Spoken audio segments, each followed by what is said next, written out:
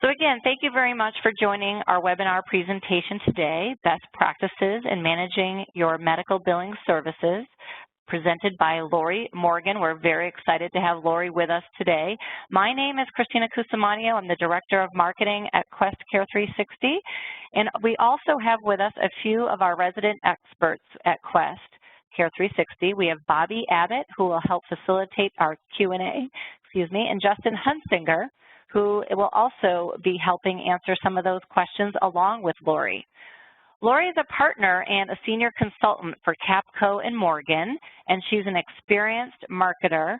She focused on business operations, a strategy consultant, and she's really focused on the revenue side issues for practices, and that's why we have her today. She's focused on billing, fee structures, collections, and marketing. She also has expertise in using technology to support practice profitability and community building through websites and social media. She's written articles on these subjects for a wide range of medical publications and websites. Laurie has also launched her Management RX line of books, ebooks, and one of Laurie's most popular ebooks actually is Getting the Best from Your Medical Billing Service, and I mention that because it relates very well to today's topics. Her books offer practice managers and physicians knowledge that can easily be absorbed and immediately applied to improve practice operations. So we at Quest Diagnostics Care 360 chose Laurie to present to you today because of her expertise and work with medical practices over the last several years. Laurie has an MBA from Stanford University and an AB in economics from Brown University. So with that, I'd like to turn it over to you, Laurie, for your presentation today, and thanks again for joining us. Thank you so much, Christina, and welcome everyone. I'm delighted to be here to talk on this subject because it's one of my favorites, and that's mainly because this has become such an important aspect of practice management for so many of our clients and so many of you out there. You know, more and more practices are contemplating outsourcing their billing, and it can be a really great decision, a really profitable decision for your practice. But it is really important that you think through how you're going to manage that relationship in order to get the best out of it.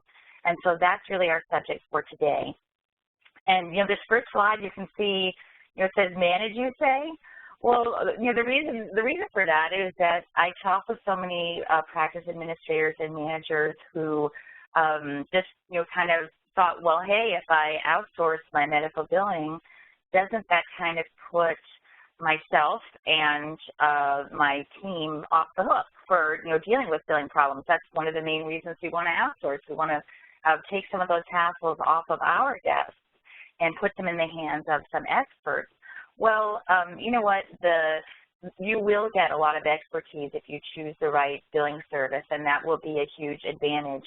But unfortunately, in today's world, it's not really possible to outsource the entire revenue cycle. And, you know, I wanted to introduce that term revenue cycle management, which has started to sort of replace the idea of medical billing, and mainly because, you know, collecting revenue for your practice is really a multi-phase process, and it involves activities that should be happening both inside the practice, in all the different areas of your front office, as well as with your billing service. So you really have to work together as a team, whether you do your billing in-house or whether you outsource it, and that's because that's really the only way for you to be able to collect everything that your practice has earned.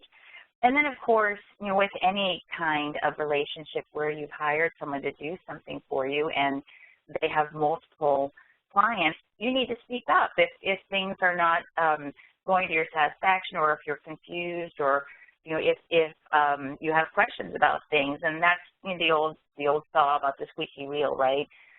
You know, most billing services are very, very motivated to do a great job for you, but if they don't hear from you, they'll assume everything's fine, even when, you know, perhaps you're wondering if you could be getting more from the relationship.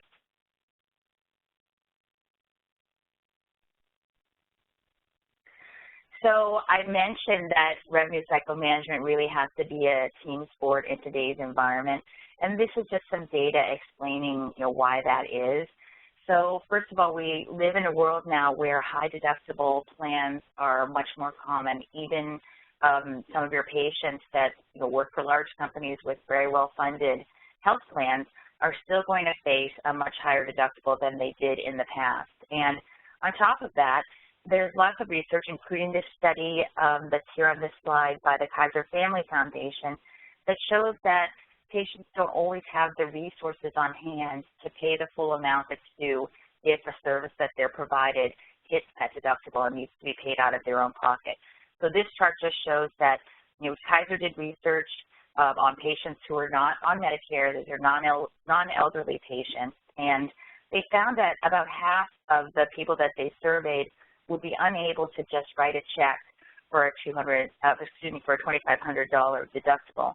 So, the issue here is that you have to help patients understand what their financial obligations are going to be, and you also have to help them, find ways to pay more easily, whether it's simply a matter of accepting a credit card that they have, or whether it is a matter of actually setting them up on a payment plan.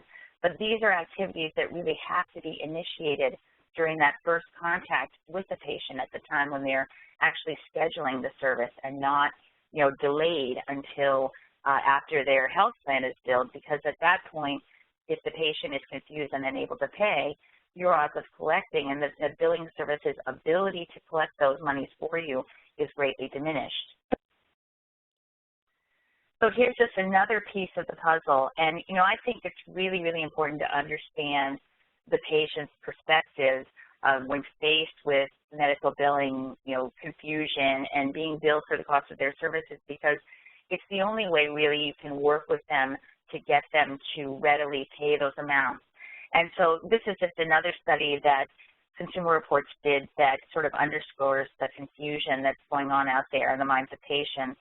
Nearly a third of patients they surveyed were hit with surprise medical bills. Now, surprise medical bill can be a perfectly valid bill according to their health plan, but if the patient doesn't understand that they have a deductible and that has to be fulfilled first, then that bill is going to come as a surprise to them, and they're going to question it. And if the process hasn't been explained to them before your billing service sends out a statement to that patient, the odds of the patient being surprised and upset, unhappy with their practice, and potentially not that ready to pay go up dramatically.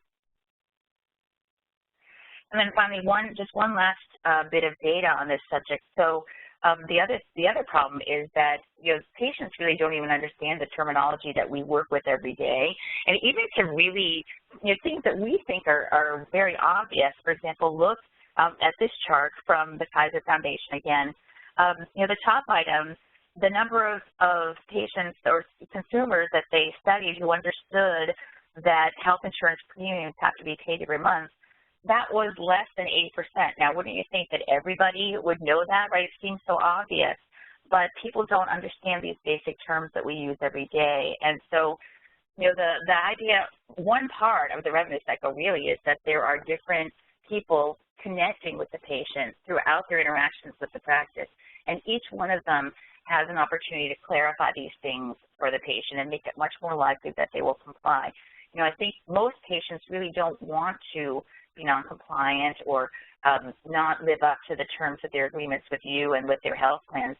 But if they don't understand and then they're surprised with a huge bill, you can see where it becomes a very emotional subject for them. By the way, just also looking at this chart, if you look down at the very bottom, fewer than 80% of patients understood that they have to pay their premiums, but it gets really bad when you look down at the bottom and you see how many patients could actually calculate what their out-of-pocket costs would be based on their health plan, and it's fewer than 20%. So, the patient really needs help understanding this, and if you wait until insurance is billed and then your billing service sends them a statement, it's going to be too late. So this just sort of underscores this idea of touch points, different opportunities you have to explain to the patient and to get their buy-in and understanding about their financial obligations. They can learn about the basics of deductibles and insurance terminology through your website. When they call in or when they're scheduling, your schedulers can use estimation technology to help them understand what, copay they may have, what deductible payment they may have, if any. Your reminder system can also point these things out to patients before they come in for their visit. Of course, at the time of service, they can be reminded again. And then finally, when the billing service sends out the statement, that patient is going to be much more prepped to actually make the proper payment. So to deal with the fact that some of this work really has to be done inside your practice, even if you're outsourcing to a medical billing service, you really have to set everyone up from the start for a winning relationship. And these are some of the things that I recommend that you do right from the start when working with a brand new billing service, or if you've been working with your billing service for a while and you want to restart, these are some things that you should think about. So first of all, I think it's incredibly important to have an assigned contact, somebody who understands your practice and is a regular person that you and your staff can go to when things come up. You want to make sure you work with the service to establish processes and establish coordination. So, depending on the type of technology you're using, the type of technology that the billing service is using, you may or may not be able to submit things electronically. You may have to actually submit your charges over to them manually. Well, how are you going to do that in a HIPAA-compliant way? Is there going to be a secure fax, or is there a place where you're going to have to enter in information? And who are the people in your practice that the billing service is going to be able to go to when they have a question? So you need to make sure your staff are really trained up on all of these procedures, and you need the billing service's help to do that. And also you want to make sure the staff understand all the technical tools that are available to help them. In particular, looking up patient balances and looking up different health plan terms and any estimation technology that can be used to help your staff better explain things to your patients. And then, your billing service is a great source of input with respect to add-on technologies. For example, the billing service may have the ability to help you set up a payment portal. And if you don't connect with them about that, you may never know that exists. This very thing actually happened with a practice that we worked with a few months ago. Neither side actually in that case understood that a payment portal was available from the technology that the practice was using, and it was something that they could implement in a day, and that very night a patient actually made a payment overnight. They came in the next morning and there was a payment. Imagine their joy at seeing a payment come in passively after implementing a portal, and it was just so easy for them to do. So speaking of technology, I mentioned in the first half of this webinar series that when you sign on with the billing service, it really is an opportunity for you actually to upgrade your technology. And if you're working with an existing service, that also may be an opportunity if they're willing to do that. But if you're out there shopping for a new service, one of the best things you can do is actually use this as an opportunity to get a much better practice management system if you're not happy with the one you have already. And in some cases, you may even be able to integrate your EHR with the practice management platform that the service has. Even if you can't do that, look for integration with other add-on products. For example, there are kiosks and tablets and things that can be used inside your front office or in the reception area, really, to help patients do self-serve payments, and also, in some cases, even fill in some of their face sheet information and other history information. And of course, one of the most important add-on technologies is a payment portal. I'm a big fan of using these because they just help patients out so much with respect to paying during off hours. And patients are just so much more interested in paying with a credit card if they can do it easily without having to call your practice and give it to someone over the phone.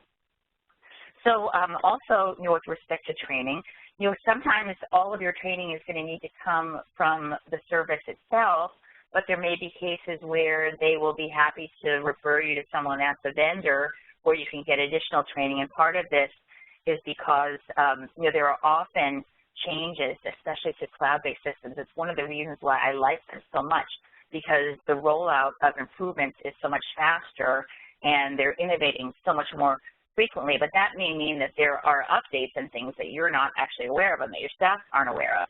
So make sure you understand if there are tools outside of the billing side of things that you can use, things like tracking your referral partners and analyzing the performance of your payers, even analyzing the appointment patterns of your providers. Many of these things can be done inside of one of these high-quality practice management systems.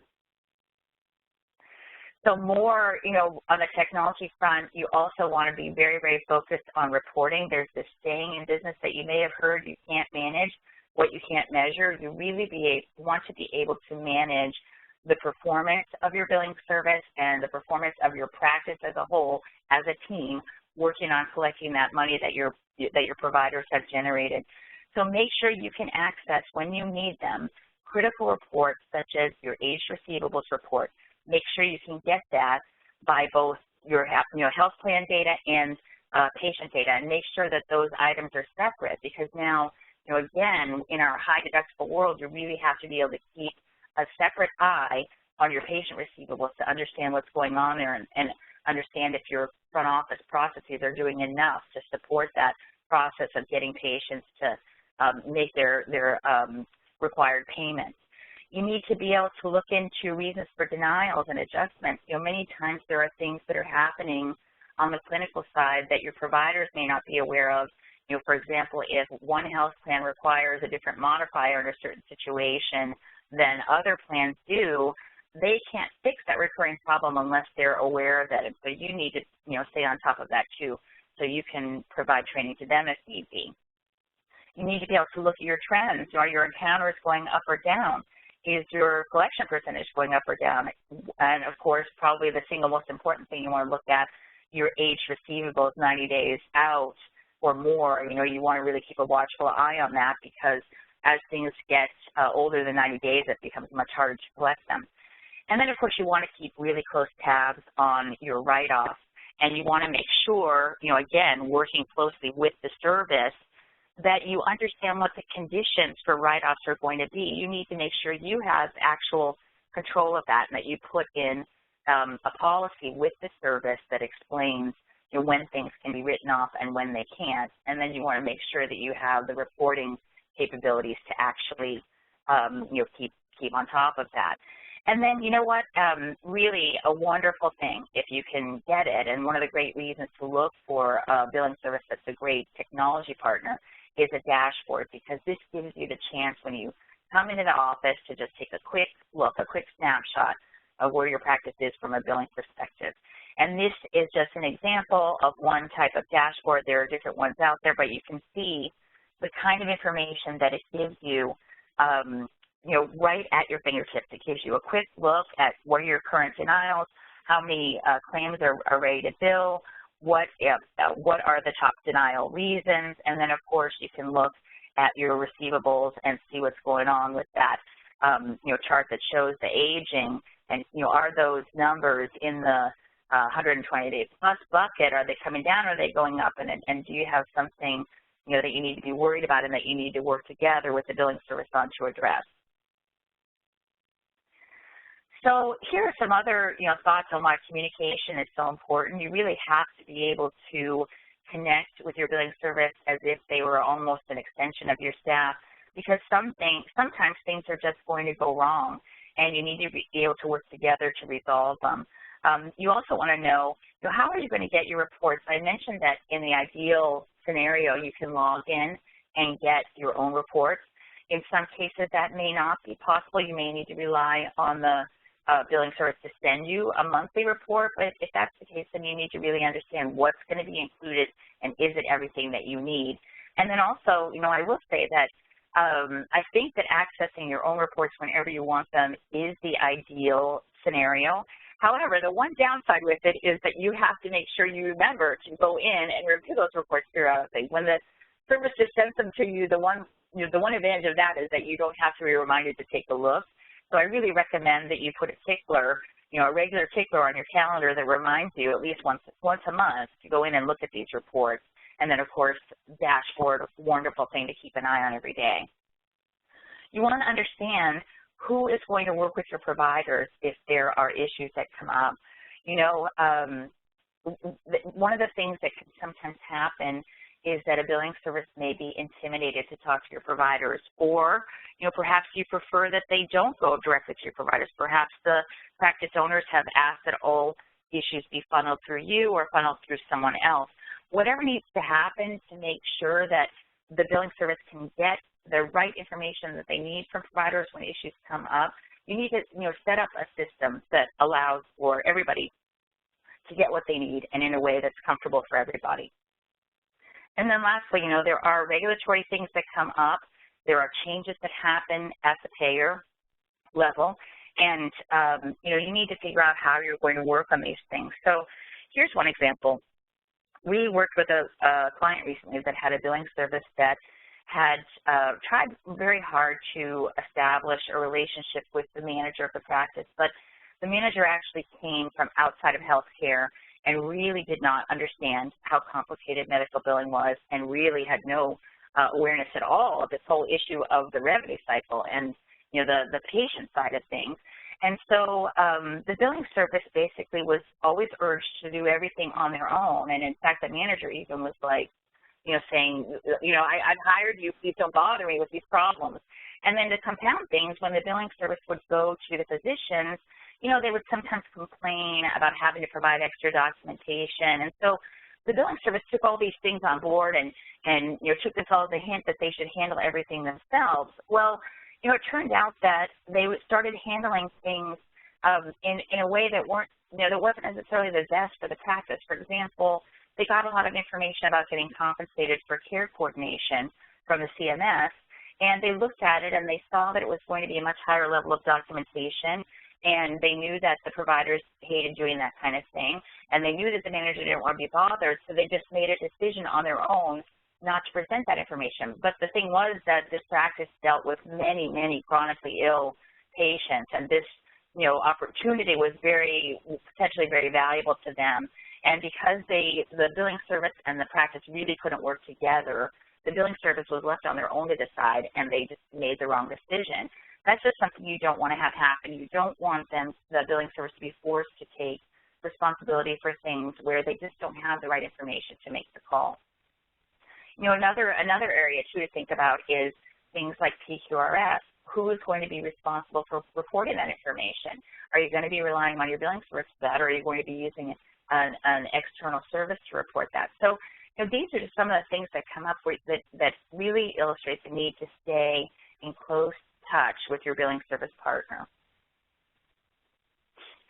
So some of the things you really want to stay involved with, I already mentioned, the issue with the CMS and notices from payers about new programs and new opportunities.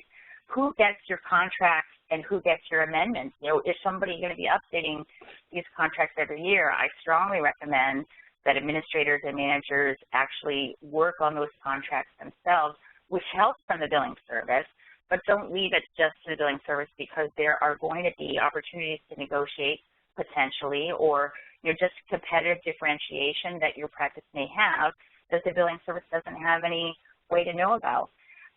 Also, things like EFT and other payment type issues, like if the payer starts sending you some of those, debit cards instead of sending you a check, who's going to deal with those things? Are you going to work together on those, as they recommend?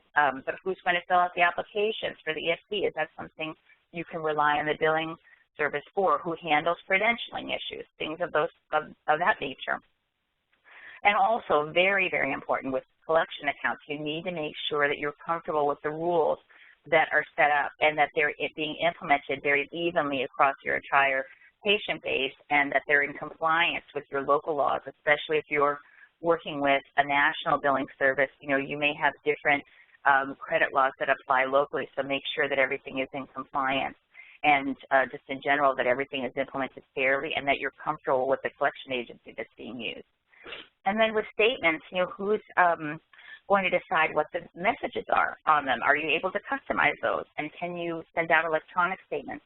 Electronic statements plus payment portal can be an incredibly effective way to collect from your patients much more easily. Great to work with the billing service to see if you can implement something like that. And with that, I think I'm going to turn this back over to Christina, who's going to tell you a little bit about our sponsor, and then at the end of her talk, we'll have time for some questions. Great. Thank you, Laurie. Thank you very much for your very engaging presentation and your tips on medical billing services. Much appreciated. I'm just going to take a few minutes to talk to you about Care360's newest solution as it's relevant to Laurie's speak, and just well, after that, we'll go through all the questions that you've sent in. And as a reminder, you can send those questions to us through the Q&A button in your WebEx window.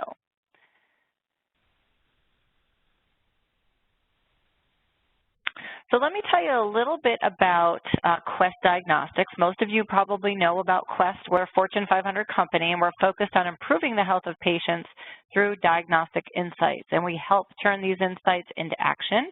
And as you might also be aware, Care360 is the healthcare IT division at Quest Diagnostics. So when you think about Care360, we're one division within Quest.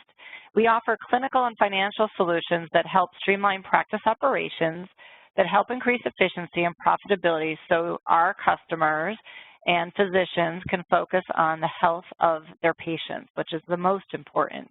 And as you can see from this map, we connect to more than 300,000 physicians in 90,000 locations via our Care360 platform with all of our collective healthcare IT solutions. So we have a very broad footprint in the U.S. and are valued and well-known in the market with the Quest brand. So as you can imagine, as the largest lab company, we have robust connectivity and excel at interoperability. We've got many partnerships with other EHR vendors, as well as payers and large healthcare organizations. So again, when you think about Care360, we offer this holistic solution to manage your practice. And it all started with our Care360 Labs and Meds solution, which was designed to help our practices place their lab orders and review their results electronically. There was a natural migration then to go to an e-prescribing module, which allowed physicians to write and manage prescriptions. And then from there, our customers were asking us for a more robust solution. So it was a natural migration for us to then introduce our electronic health record. So Care360 Electronic Health Record was introduced in 2010. It's our fully certified and cloud-based EHR. Allows our customers to access patient records anytime, anywhere, whether it's a PC or a mobile device. Also, because it uses the latest technology, it's very easy to implement and use. And we often hear that from our customers, how easy it is to use. And they really enjoy and rely on the secure mobile access via our iPad, iPhone, Android apps, again, which allows them to be mobile and on the go. And then in 2012, we followed our Care360 EHR with our robust Care360 Practice Management solution, which again, a natural migration for us is knowing that practices are looking for efficiency and that profitability is top of mind. Just this past spring, we introduced our latest offering, Revenue Cycle Management. So, Revenue Cycle Management. What Laurie said, Laurie just spoke about setting everyone up to win. We believe the same at Care360. And our Revenue Cycle Management is our medical billing service that will set you up to win. We provide you with a team of billing experts to help you maximize collections and revenue. And really, by doing the work for you, this allows our customers to focus on their patients. When you do get started with us on our Care360 Revenue Cycle Management solution, you're immediately assigned a dedicated account manager, and they handle all of your billing needs from billing claims to denial management. And given the ever-changing healthcare landscape, our certified coders and the experienced billers, they offer a vast knowledge in various specialties and also with insurance payers and keeping up with all the rules and changes with the payers. You'll always know where you stand because we have, as Laurie talked about, this billing dashboard or a dashboard into your reports. We have that. We have comprehensive reporting within that dashboard, so you have a bird's eye view at any moment, any time to take a look at that. Denials are worked thoroughly and continuously until they're resolved, so we work the denials, and patient statements are sent weekly, and a dedicated phone number is provided for billing questions. Our solution, very important also when you think about regulations and what Laurie spoke about, it's fully compliant with HIPAA, OIG, and ICD-10 regulations, which is top of mind for a lot of our customers today. And then best of all, Care360 scheduling, practice management, and electronic health solutions, they're all included in the revenue cycle management fee. It's just a percentage of your collection. So it's a nice model with little investment up front. So practice management dashboards and reporting. So again, through these comprehensive dashboards, you can see and monitor your billing team, and you can be confident that they're working hard for you. And again, often our customers, they don't want to give up control. So our reporting and the level of access and support you get with a dedicated account manager allow you to have complete visibility into your practice. ICD-10 Ready, again, top of mind for a lot of folks these days. And our Care360 practice management solution is ICD-10 Ready. We offer an ICD-10 success dashboard that will help your practice prepare for the transition, while your ICD-10 trained biller will help ensure claim accuracy and follow the claims from end to end to be certain that you get paid after October 1st. And then lastly, I just wanted to mention, you know, when you invest in any partner, you want to know that you can trust them. And at Quest, you're investing in a trusted partner, an experienced partner that will help excel in meeting your needs. And you can be confident to know that you're partnering with a financially stable partner. You'll be connected, as I mentioned earlier, to the larger healthcare community by joining our network that touches the lives of so many, and will help you deploy our advanced cloud-based solutions in an efficient manner to support your evolving needs. And as we mentioned, to help you win, you're provided with a team of dedicated professionals who are ready to embrace and support the needs of your practice and people with 24/7 support. And then overall, you'll gain access to that extensive network that I covered earlier that truly helps turn your data into insight and then that insight into action. So with that, I'd like to turn it over to Bobby Abbott for our Q&A. I know there's several questions that have come in so far. So Bobby, I'll let you kick it off with the first question. All righty, thank you. This first question is for Laurie. Laurie, are there functions related to billing that you should always keep inside your practice? And if so, how do you decide? Gosh, that's a really good question. So, well, one thing I would say is that if your practice has a lot of pre-authorization requirements, you may want to have someone on your team that's dedicated to that task. Again, though, I would say this is something that you'd want to discuss with your billing service, find out if this is a service that they actually offer and if it makes sense to outsource that to them as well. But if it's something that's just really, really important, for example, if you're an oncology practice that just does a lot of very high-cost procedures that, you know, typically require pre-authorization, it may be more beneficial for you to have someone inside the practice who does that, and that's their entire job. You're going to need to evaluate what has to get done in order for the billing to be done properly, and you know, whether it makes sense to keep some of those things inside the practice, working together with the billing service to decide. Thank you. And this next question is for Justin, based on Care360 billing services.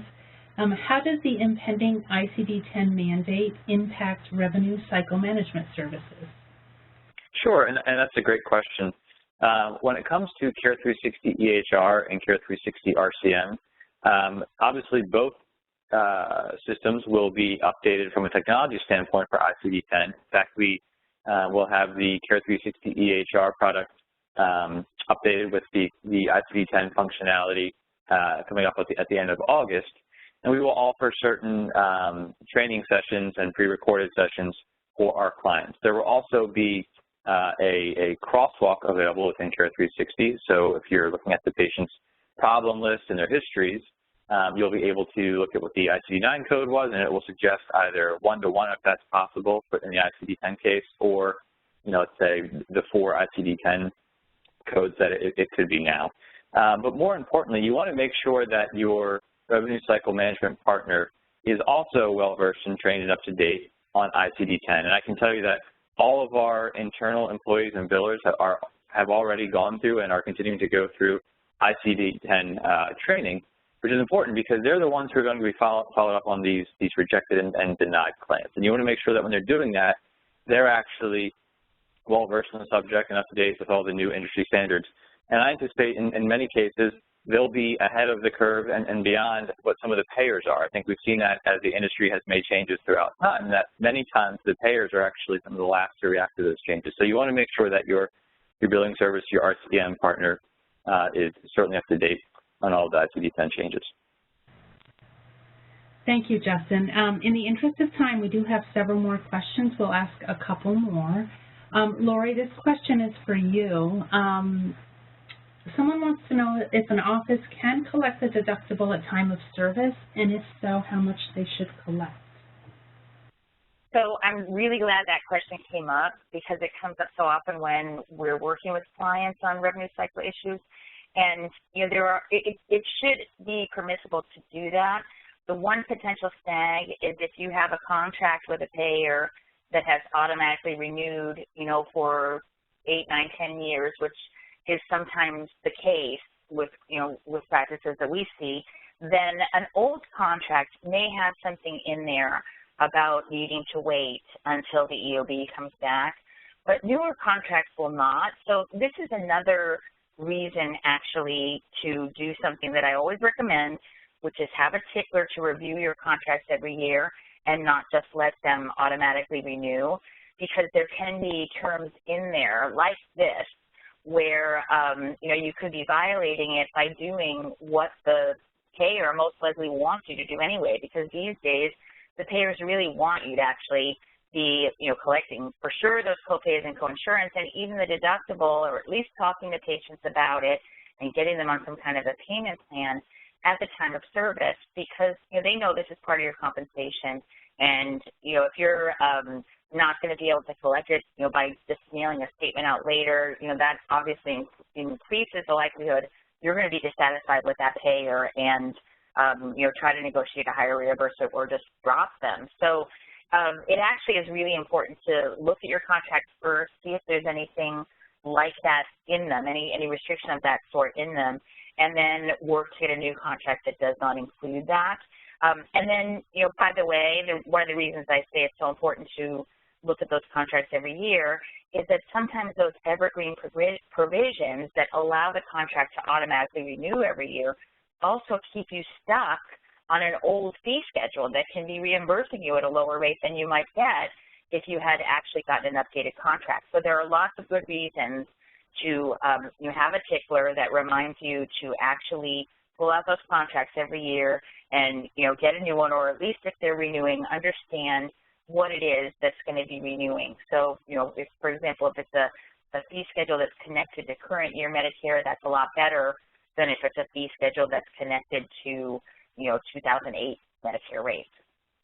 So the other thing is that the other part of the question was, how much can you collect? Well, of course, it really depends on what the nature of the service is. So, you know, for example, if the person's coming in for an office visit, you know, it may not be such a big deal to just say, look, you know, it looks like this is going to hit your deductible, so we'll charge you $150 because that's what we estimate the charge will be. It may be a little bit more depending on whether extra tests are needed or other things come up in the visit, but that should, you know, be close to what you'll actually end up owing. Now, if they're coming in for a surgical procedure and it's going to be, you know, $2,000, $3,000, $4,000, $5,000, then in that case, it can be really useful to have already in place a process for putting the patient on a payment plan to make it easier for that patient. And, you know, just it's really helpful to have someone in the practice who is sort of a financial expert who can help the patient understand how much they're going to owe, understand the fact that they may get bills from other providers, not just their surgeon, you know, the hospital, the anesthetist, et cetera, and just someone who can walk the patient through that and then set them up on a monthly payment plan, something, you know, there are technologies that can do this for you. Many of the billing services now may be able to build that into their platform. There are also kiosks that you can use to do that, you know, and charge the payment automatically to make it easier for the patient. Another great opportunity, of course, is maternity. If you're an OB practice, when the patient first comes in, they may not realize that they're going to potentially owe your practice $2,000 because of their deductible, but you know what, they have 7 or 8 months remaining in their pregnancy that they can slowly pay that off over that time. So the bottom line is definitely check your contracts, but you want to make sure you are able to do this because it is really the current best practice. Thank you, Laurie. And we'll squeak in 1 or 2 more, and then for folks that ask questions that aren't answered on the phone, we'll follow up with you after the call. Laurie, this is one for you. If somebody has an established relationship with a billing service and they're not meeting their expectations, do you have recommendations on how you sort of end that relationship without risking interruptions in your billing? Well, this can be a really tricky situation. So normally I would say, you want to be sure that the relationship can't be salvaged. Sometimes we've seen situations where a billing service is just a small local outfit and they're using outdated technology and the practice just can't accept being on a platform that's so far behind the times. And if the billing service really isn't willing to make the investment in upgrading on their side, then you may need to move on. And, in that case, I think the best thing you can do is to try to work out some kind of an arrangement with your current service that doesn't result in a disruption of your current billing. You'll probably want to compensate them in some way that makes it worthwhile for them to continue collecting on the claims that they've submitted and the statements that they've submitted to patients after the transition, right? Because the big challenge is that there will be some work that still has to be handled by your prior service even after you switch to the new service. And so you may want to make it financially worthwhile for the current service to help you out with those things, maybe offer a higher percentage, for example, on collecting some of those things after the fact so that they want to stay engaged and help you out, and possibly even some kind of a consulting fee to help with the transition. What you want to try to avoid, I think, is having it come out of the blue to your current billing service, right? By they're never having gotten any warning, and therefore they feel very betrayed and very upset that they're losing the revenue. They've had no chance to try to re-win the business, and then as a result of that, they're not going to be super cooperative in helping you make this big transition. So you want to do your best to try to maintain a positive relationship with the billing service you're leaving, so that you don't have to leave in a completely sour note, and so that you can count on their help getting the information that the new billing service needs. Thank you, Laurie. We'll do one final question. Justin, this one's for you. What level, this is for Care 360 medical billing services, what level of reporting access and or visibility of key metrics is provided when somebody uses the billing service? Yeah, and that's a great question. And I think Laurie touched on it a little earlier. There are some practices I speak with, on a daily basis that are currently outsourcing their billing via a billing service, or maybe even through another software company via RCM, who they'll tell me they have almost zero visibility as to what's going on with the financials of their practice, which I find incredibly alarming. If a practice uses us for our RCM service, not only do they have access to the dashboard when they first log in on the PM side, they can see the health of the practice, but nothing changes to their access to the PM system. So if they already have all of their users set up on the Care 360 PMS system and they switch over to RCM, they'll have their same usernames and logins that they've always had, and they'll have the exact same level of access that they've always had. They can still get in and look at those reports and run them whenever they want. But in addition to that, their account manager for RCM will schedule routine calls with them. We're more than happy to do a weekly call. We can do it less frequently if the practice wants, to actually review those reports and review, what went out, what is expected to come in, and what has come in. So it's really the best of both worlds for a client to use us for Care 360 RCM from a reporting standpoint, They can run the reports themselves. They have complete visibility to dive deep into those reports, but they'll also have an account manager assigned to them to keep them up to date on those reports. Thank you, Justin. And we do have a couple more questions we're going to take offline in the interest of time. It's been exciting getting so many questions and such great dialogue. I am going to hand it back over to you, Christina. Great. Thank you, Bobby. And I just want to take this time to thank Laurie Morgan for joining us and her expertise. We will be sending the recording out after this session.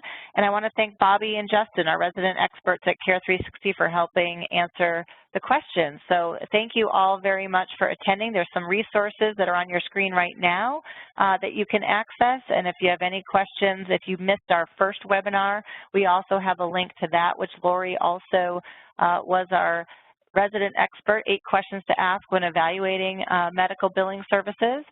So please feel free to reach out, and this now concludes our webinar for today. Thank you all very much.